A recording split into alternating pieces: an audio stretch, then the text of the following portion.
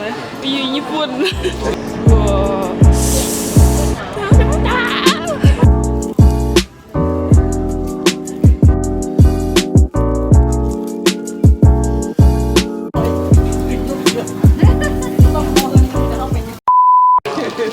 โอ้โหอยู่มาถามเราตอนนี้ชิบไปใส่อันนี้กำลังจะขึ้นเหรอโอ้เป็นแค่เฮาเซอร์มาได้เลยผู้บอกสถานที่มาได้เลย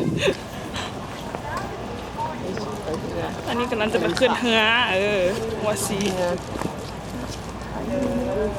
หลังจากที่แลนตอน7 โมงสภาพก็ทุลักทุเลไม่ได้นอนนี่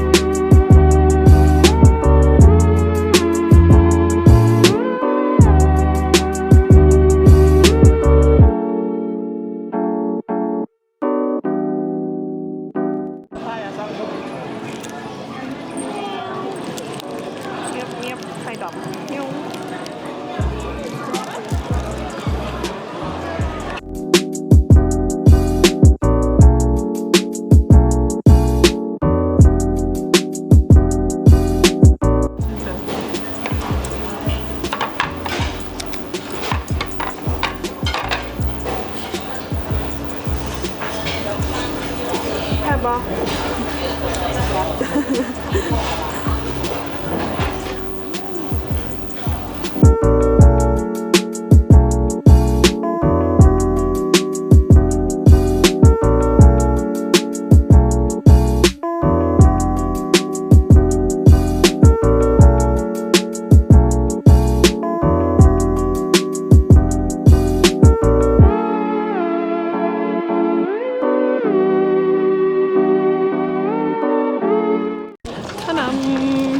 เราเป็นตกดินแล้วช้อปปิ้งมามันมีได้อย่างแน่ไอ้กระเป๋าพกหนึ่งครับกูชี้หน่อยหนึ่งละลายซับไปแล้วมือแรกโอ้ my god วันนี้เขาจะไปใส่นี่เป็นทารถแล้วกับโรงแรมกินข้าวโรงแรมกับเมื่อนอนวันนั้นนะไว้เชื่อมันเวลาก่อนเนี่ยมาใหม่มึงหามาใหม่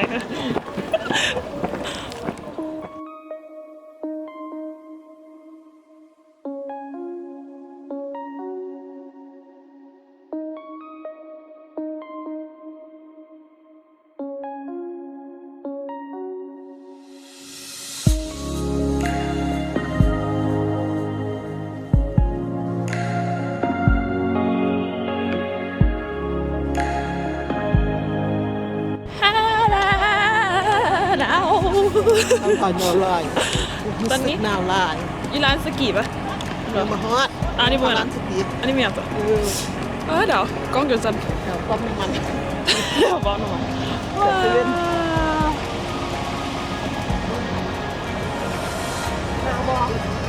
ว้าว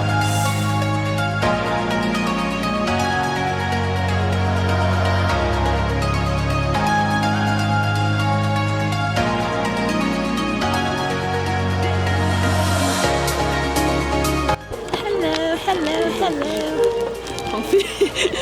มีเสื้อกันฝนฟรีตอนนี้อยู่มีชื่อว่า Skywalk เป็นสะพานหรือเปล่า แล้วเป็นสะพานต่อ ผ่าน แต่ตอนนี้สโนว์ตกแล้ว กันอยู่บน ฝนตกแทนเดี๋ยวโอ้เด็กสะพานสูงฮัลโหล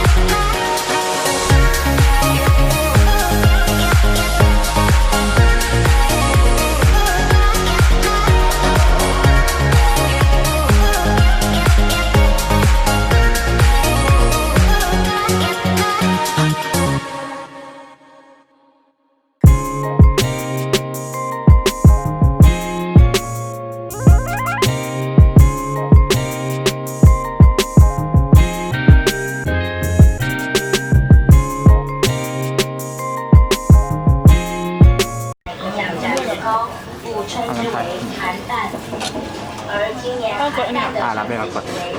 แล้วก็รับโชว์บัตร อันนี้นิชเน็ตเป็นยัง รู้สึกว่า เส้นเหรอ โนบอมแมน เนี่ย ว่าเอาจากไหนเอามีเดียมกันนะกาลิกก็เอา โอเค มีนอนเงินก็เอา ซีน ซีนเอา บอกเพชรเขียนเอาก็ได้เอา5ก็ได้เขียน5อันนี้เป็นยัง อันนี้มันเส้นอันนี้มันแข็งอันนี้มันแข็งอยู่แต่นี่ธรรมดาอันนี้อ่อน ไม่ได้ซะแพงมีของคนบอกกินผัก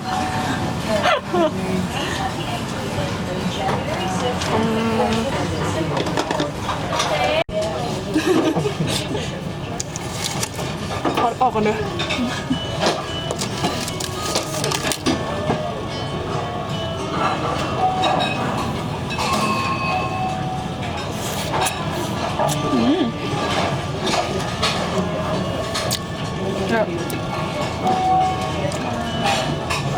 ก็เผ็ดอยู่แหละแต่ก็บ่เผ็ดหลายอันนี้กับบ้านเขาเลย โมเพชรเลยนะ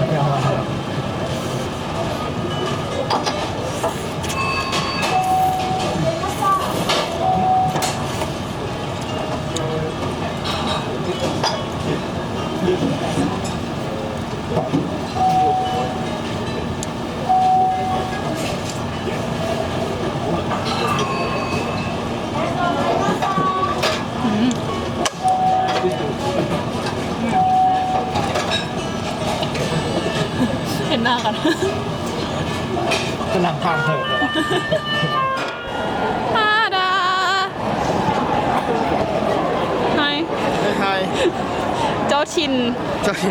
ต้องพาเที่ยว กินน้ำเองไปเมื่อกี้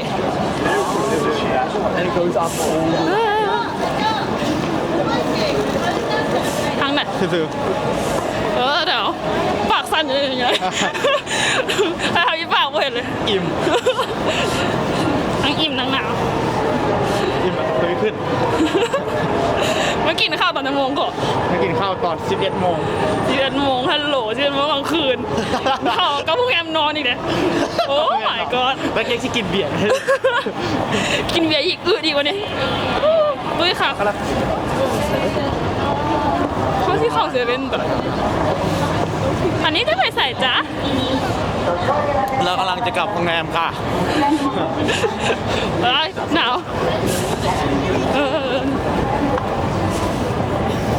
อันนี้มันก็จะเอิ้นถนนเนี่ย ชินจูกุมาอย่างครับ เอาอยากกลับพาหลงอีกวันได้เลย โมเมนต์โรงแรมนี่เราเข้าเซเว่นก่อนไม่กินเซเว่นเลยไม่เข้าเซเว่น ผู้ค้านั่นตานะแม่งหายขึ้นอยู่หายใจได้ห่าเดียวคันไทยใกล้แต่แบบโมมีนี่นะ จะเห็นสิว ตัดเสียว แต่หาอีกแบบแล้วก็จะเห็นสิวสิ หน้าก็ปใหญ่อีก แม่นายไม่เป็นข้อดีความผิดพลาด เดี๋ยวคาเซเว่นที่มีบอกว่าน้องเขา มันย่างขึ้นไปเบิ่งกันหรอเขาเซเว่นก็ได้เสื้อใครปากอ่ะแต่ไม่มีในเซเว่น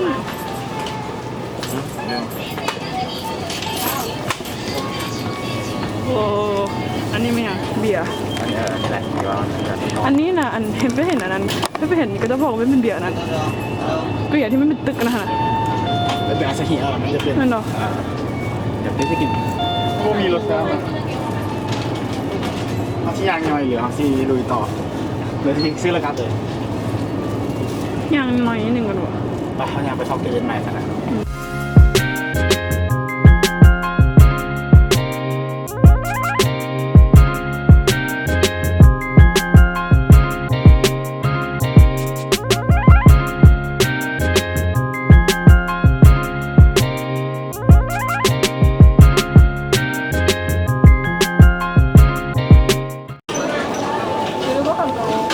โอ้ช็อกโกแลต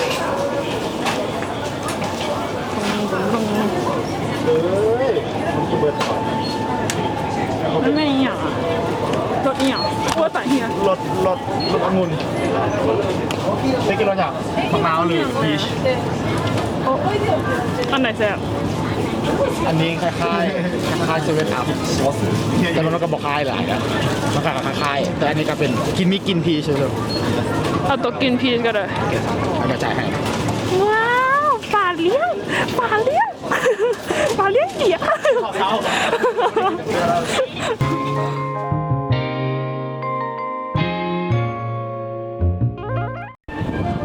มาแล้ว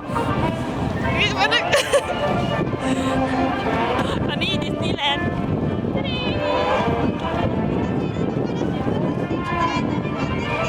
โคตรเจ๋ออย่างเป็นท่าขบวนอยู่ซึ่งเขาจะมาท่าเขาจะมาเลย ก็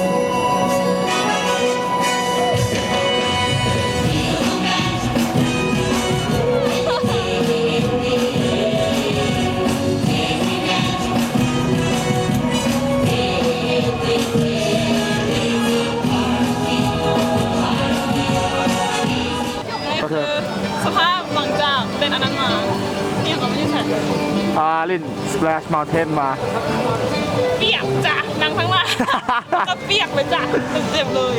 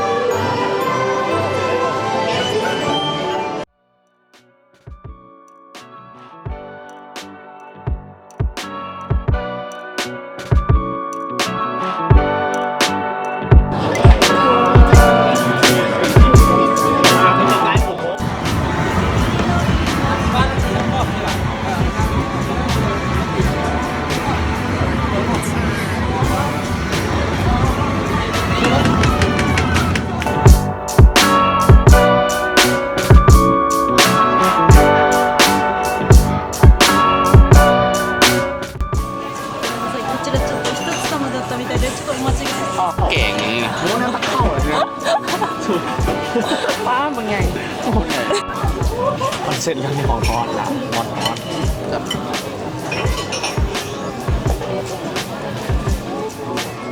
ตอนนี้อยู่สนามบินกำลังจะเดินทางกลับลาวเลยบายบายโตเกียว